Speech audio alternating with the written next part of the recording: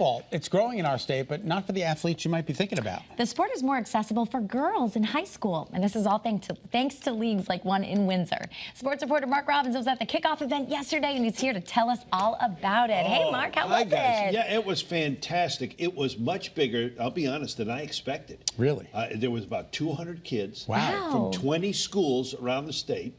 The CCC, the Central Connecticut Conference, is sponsoring it. It is not a full-blown high school sport yet, but this conference has 20 schools in it, and they're all participating, and it's going to be great. They're going to have a conference champion at the end of the season. So on Tuesday was the big kickoff at the Dayhill Dome in Windsor, and it was great. The video, we're going to see some of the video now. As I said, about 200 kids showing up. Wow. Many have played, now they played high school flag football at the high school level for the last couple of years. This is the second year the CCC is sponsoring it. And as I mentioned, they have these 20 schools.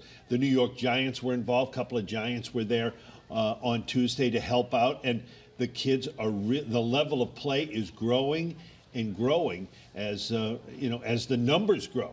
So it's really fantastic. And when I spoke to the kids, well, they were excited about it, and they were also rather, as you'll hear, rather profound in what they thought about the game and how it helps them. Let's hear it. Wow. My team has a lot of women empowerment, so the vibe of this team is amazing. So I love football. I'm here for a long time, not a good time. I'm here to win and take everything home. And honestly, this has to be the best sport I played. I grew up playing football in Florida, where I'm originally from.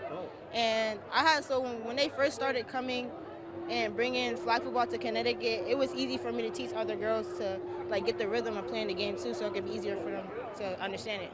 It was the same thing like her. It was easier to teach the girls that didn't know what to do. So I love the competitiveness. Like when we score a touchdown and another team score a touchdown and then we come back and score a touchdown. I like when we go back and forth, and I like when everybody's talking their stuff. Wow. That's incredible. The games start on Friday. They'll play at their respective high schools, and they'll have a champion at the end of the spring semester, at the end of the season. All right, we're going to switch from high school to college. The UConn women's basketball victory parade has now been moved to Sunday afternoon. What can we expect?